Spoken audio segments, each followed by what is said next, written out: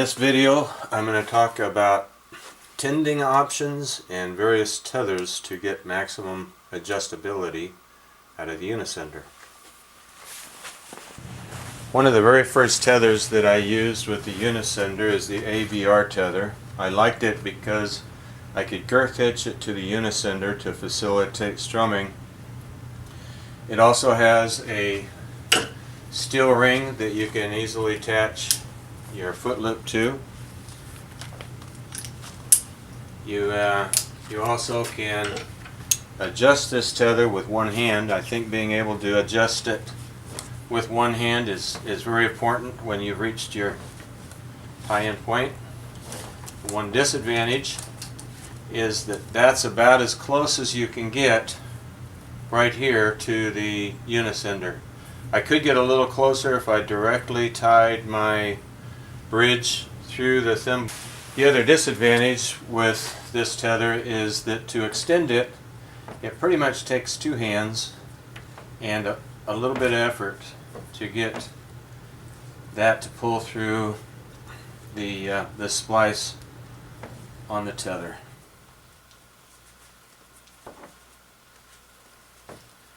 You have to get all of the weight off of there, and if I didn't have the saddle on there, it would be a little easier, but nonetheless it's a little bit inconvenient to extend the tether.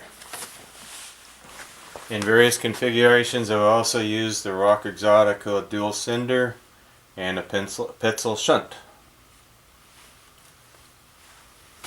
In this configuration, I also was able to girth hitch to the Unicender. This uses a webbing sling, a loop runner, and a Kong duck, which allows the flexibility. Again, one-handed adjustment, and it allows me to get my connection pretty darn close to the base of the Unicender once I've reached my tie-in point. But as I'm ascending and basically using my Unicender as a hand ascender going up, I use it at about this length. The Rook swivel pulley attached to my bridge and keepers that I've put on the carabiner keep things properly oriented, so that if there's any flop, I don't have to worry about connections getting over here and disconnecting my carabiner, or getting it side loaded on the carabiner. That will stay in the proper orientation for the carabiner. The one thing I didn't like about this is sometimes with the webbing, the webbing would tend to get a little kinked in there. It's still rated for that, but it just didn't seem as neat and as tidy as it could be. One thing that a Unicender doesn't do very well is tending with just that L bracket. I tried putting on a sheave, and this is just a inexpensive Petzl plastic sheave with a cotter pin, and I build it up with a little bit of epoxy. It helps, but it's still not really great when it comes to tending the Unicender or setting it up for another mechanical advantage. This is another configuration that makes coming back from a limb walk useful, or anytime you might need a 3-to-1 mechanical advantage, is by putting a prusik above your line with a revolver or even just a carabiner. You can bring that up, put that through the revolver, and get a fairly nice mechanical advantage for the ascent. Or when you're coming back from a limb walk, it gives you the opportunity to pull yourself back on the limb walk and still tend your line. But as you can see, one of the things I didn't like is it still doesn't tend real well through the Unicender. It does better than without the bracket, but it's still not great, and that's something I've been working on to try to resolve with the Unicender. But nonetheless, you can see how that that does play out a lot better. If you're going out on a limb walk, it makes it a lot easier to go out on the limb walk and have your line tend out smoothly. And it still comes back okay. Now some of you may not be comfortable with it, but I've also used a hand ascender in the same configuration, again attaching the revolver pulley to the base of the hand of the sender. But I know there is discussion about having a hand ascender above your friction hitch. This is the configuration I'm liking the best right now. I've attached a single eye split tail to the bottom of the Unicender with a scaffold nut. It gives me the orientation down the side of the anchor on the Unicender so that it facilitates the angle for strumming if I would like. I have one-handed adjustability with the tether. The tether is made up of a CT roll and lock, and I have keepers on the side of the roll and lock to keep it oriented, and a keeper on the eye of the split tail to also keep it oriented.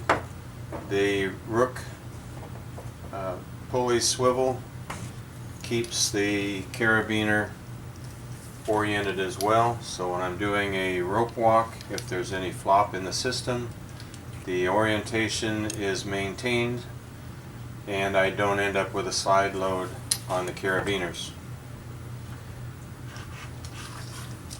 So when I'm doing a rope walk, I have my Yates foot loop attached to the Unicender. I can adjust that with one hand when I reach a tie-in point. I can easily adjust the length on my tether.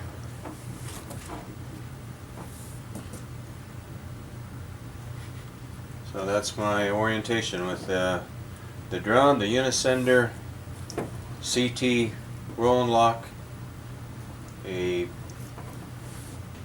length of single eye split tail, and the rook swivel attachment point.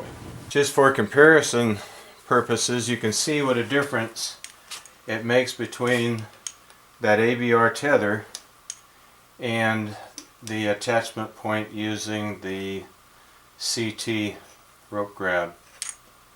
I get considerably closer to the bottom of the Unicender. And again, one of the really important things to me is being able to get maximum adjustability, to be able to lengthen my tether whenever I need to, so that I can use the Unicender as basically a hand ascender when I'm doing a rope walk, and with the foot loop attached, and also being very adjustable one-handed. It's easy to make adjustments to that depending on what I need, but that allows me to get some good adjustability in my tether. Just so you can get a little closer up view, that's the CT. This is the single eye split tail. I use keepers to maintain the orientation. The rook pulley also maintains orientation. This is a configuration that can be used for traverses or positioning in the tree, and I'm just pointing out right now the position of this hitch climber pulley. So you'll see in the next segment how that helps me when I'm trying to get my Unicender to tend a little better. That's a configuration for traversing. It's got a hitch climber pulley, a friction hitch, and I can leave this SRT if I want. When I'm leaving from one tree, I just use that for the descent, or the leaving the tree, and I use this to pull myself over to the next tree. If I want to come back, I can have my revolver pulley and pull myself back. Alright, as you'll remember from the last segment, all I've removed now is the prusik and changed the configuration slightly, but I still have my hitch climber pulley attached to the rook swivel, and if I needed to have this tend a little better, it tends better coming from back from a limb walk. If I set this for a limb walk, it tends my hitch climber, or it tends my Unicender much better.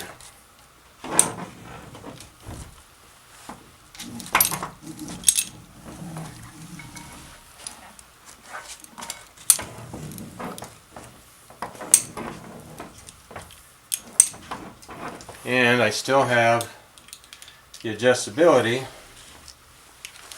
of that tether.